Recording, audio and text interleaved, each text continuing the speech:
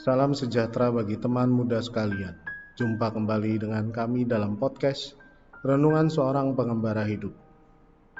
Renungan dalam episode ini diinspirasi dari Injil Yohanes bab 13 ayat 21 sampai dengan 33, dilanjutkan ayat 36 sampai dengan ayat yang ke-38.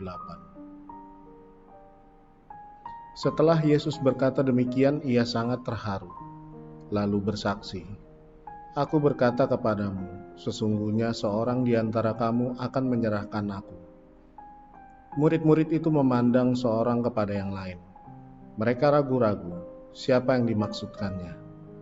Seorang di antara murid Yesus, yaitu murid yang dikasihinya, bersandar dekat kepadanya di sebelah kanannya. Kepada murid itu, Simon Petrus memberi isyarat dan berkata, "Tanyalah, siapa yang dimaksudkannya?"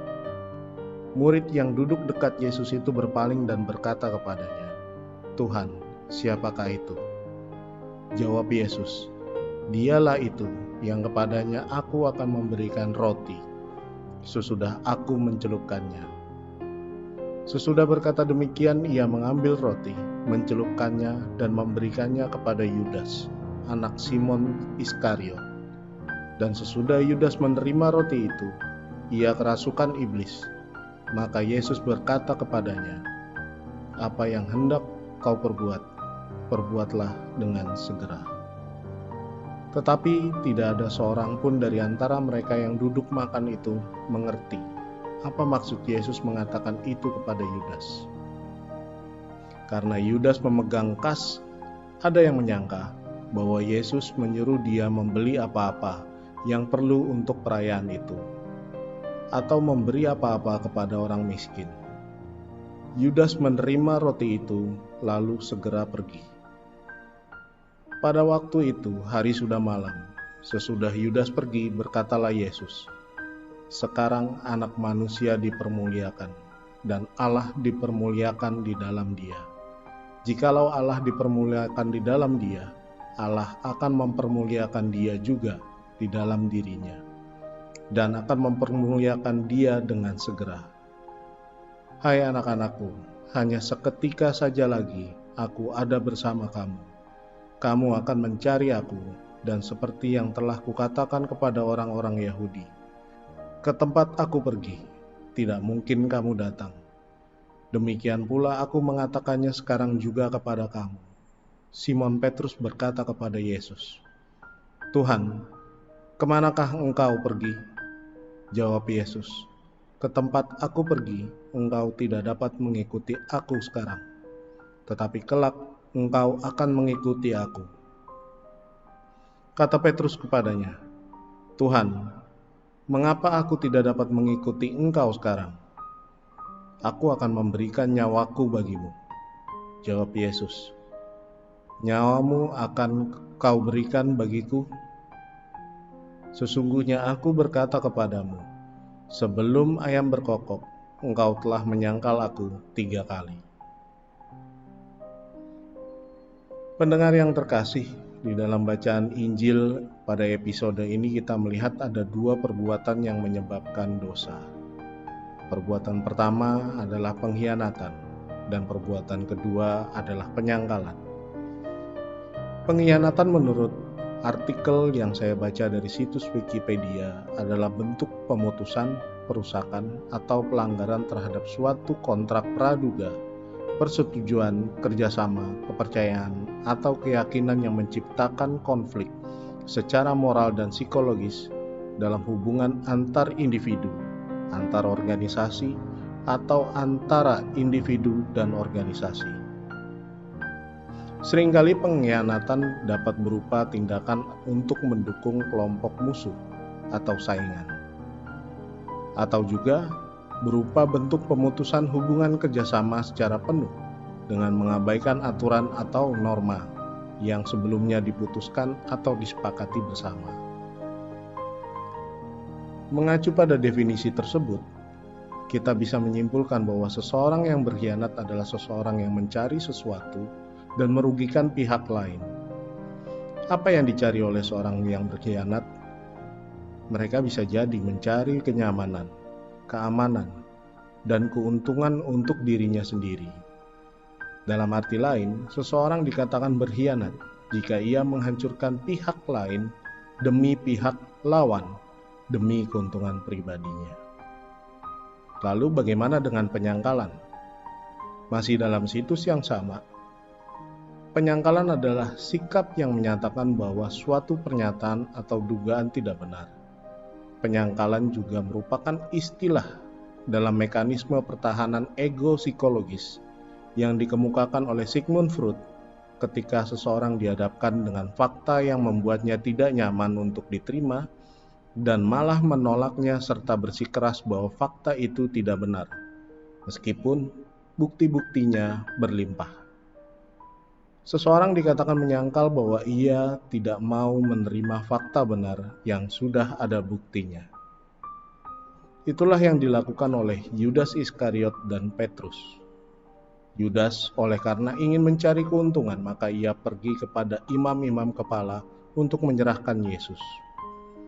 Dikisahkan dalam Injil Matius bab 26 ayat 14 sampai dengan 15, bahwa dari perbuatannya itu, Yudas mendapatkan keuntungan sebesar 30 perak. 30 perak jika diuangkan dalam jumlah rupiah, maka jumlahnya kurang lebih berjumlah 200 hingga 300 ribu. Namun sayangnya uang itu tidak sempat dirasakan oleh Yudas. Setelah pengkhianatan yang dilakukannya, ia memutuskan untuk membunuh dirinya sendiri dengan gantung diri. Lalu kita menuju Petrus. Petrus adalah seorang nelayan. Sebagai seorang nelayan tentu ia memiliki keberanian. Karena pekerjaan yang menuntut ia untuk menjadi seorang yang berani. Jikalau tidak ada keberanian, maka mungkin ia tidak akan mendapatkan seekor ikan. Oleh sebab itu, di dalam Injil episode ini dikisahkan bahwa Petrus sedemikian bersemangatnya akan memberikan nyawanya demi Yesus. Namun hal itu ditepis oleh Yesus dengan mengungkapkan fakta yang akan terjadi. Di dalam fakta itu dinyatakan bahwa Petrus akan menyangkal Yesus sebanyak 3 kali. Bagaimana tanggapan Yesus terhadap kedua perbuatan yang dilakukan oleh kedua muridnya itu? Yesus tidak membenci Yudas. Ia pun tidak memberikan ajaran kepada para muridnya untuk membenci Yudas.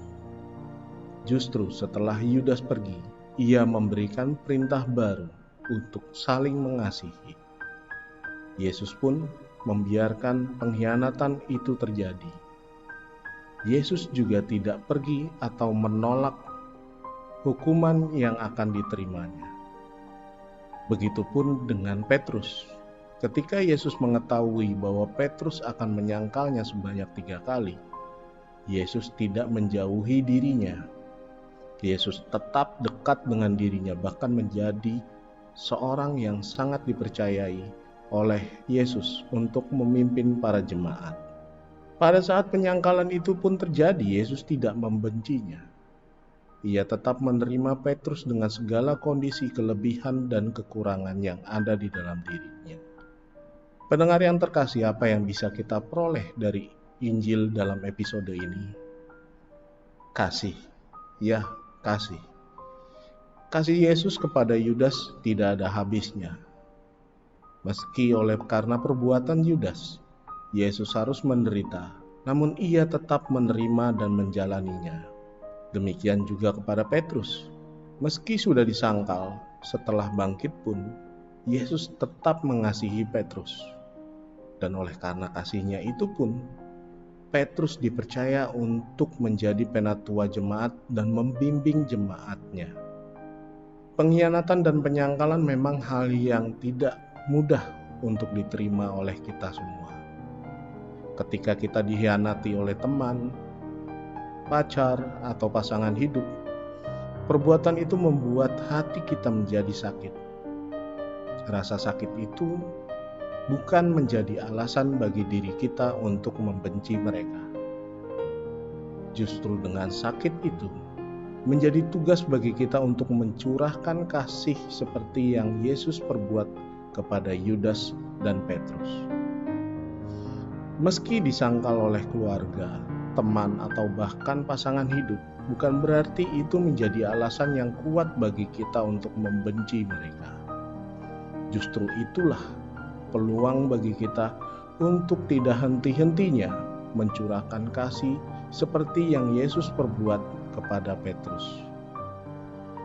Maka para pendengar yang terkasih, marilah kita senantiasa menjadi pewarta kasih Allah dimanapun dan dalam kondisi apapun yang kita terima di dalam diri ini. Marilah kita berdoa.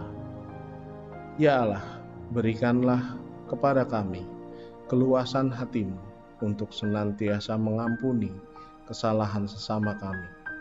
Berikanlah kami kekuatan-Mu, agar jika terjadi pengkhianatan dan penyangkalan terhadap diri kami pun sanggup menerimanya. Amin. Terima kasih teman-teman sudah mendengarkan podcast kami. Tetap jaga kesehatan dan Tuhan memberkati.